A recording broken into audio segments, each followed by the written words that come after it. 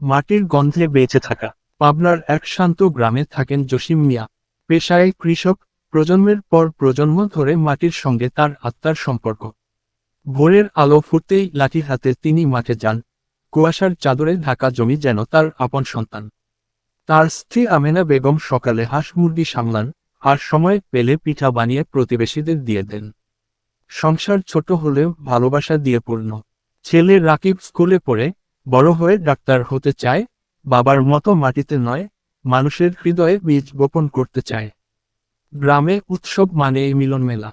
বৈশাখ এলে কাঁচা রাস্তা ভরে ওঠে ঢাকঢোলের সুরে, পান্তা ইলিশে আনন্দ ভাগাভাগি হয়।